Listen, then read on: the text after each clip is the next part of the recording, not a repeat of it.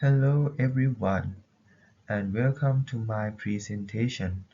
My name is Panavit Ngamying from the Department of Electrical Engineering. Today, I will be presenting a review on predicting tsunami wave propagation using one-dimensional shallow water equations based on a new semi-implicit method. Over the next 10 minutes, we will explore the math behind these massive waves.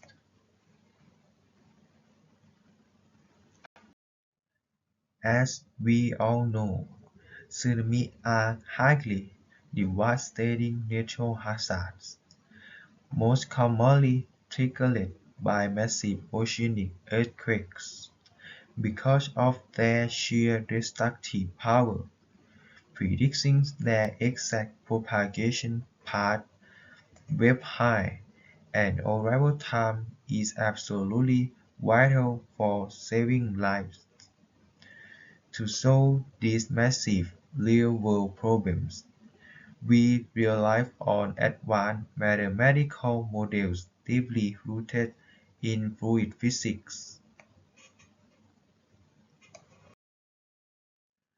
Let's start with what we typically learn in a classroom setting: the standard one-dimensional wave equation.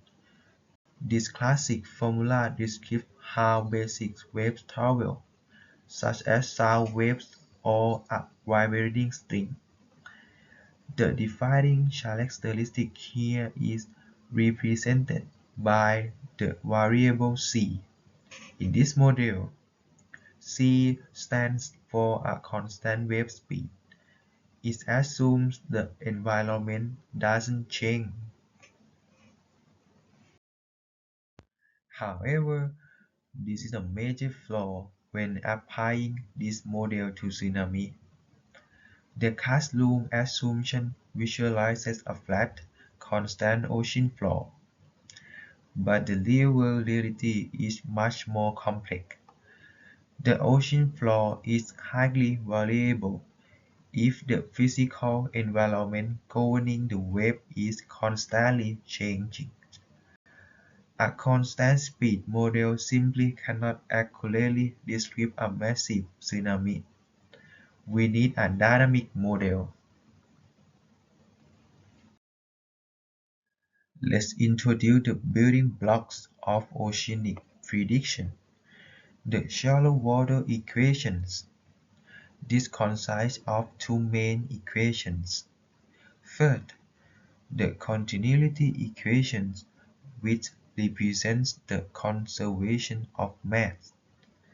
It tracks how the volume of water, represented by water surface level eta, and momentum flux m, shifts over space and time. Second, the momentum equation based on Newton's second law.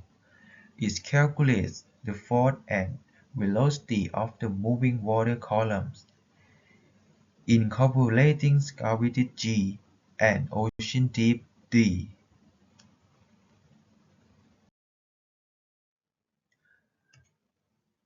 Looking closer at the conservation of mass, it states that what flows into an area, represented by m across space x, must change the water height neither over time t.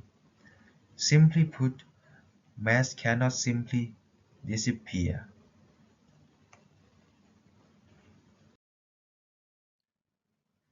And unpacking the momentum equations.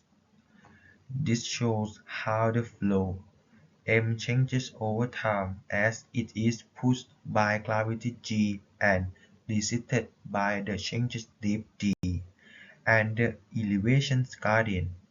It is the balance of force in action.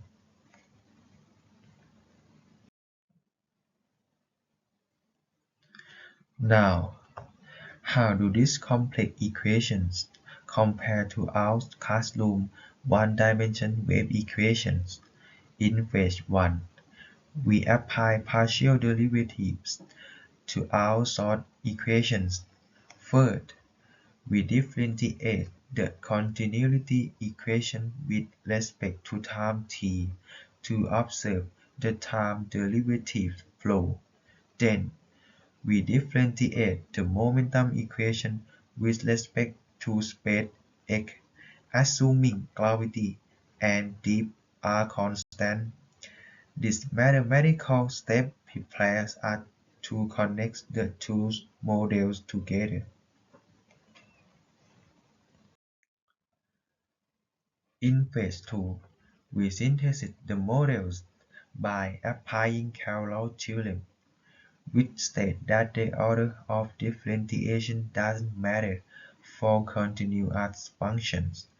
We can equal the momentum variables when we substitute the momentum equation into the math equation. Something mathematically beautiful happens.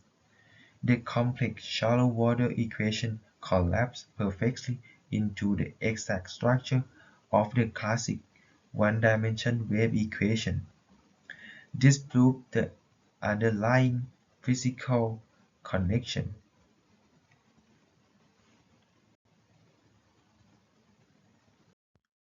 However, here is the key difference in the classroom model.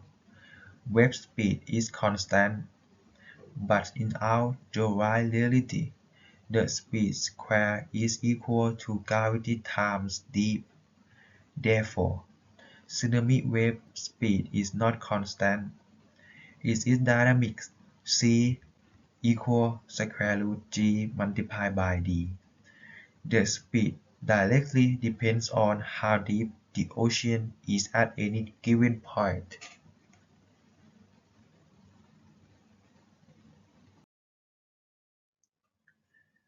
The key insight here is how this dynamic velocity explains tsunami behavior.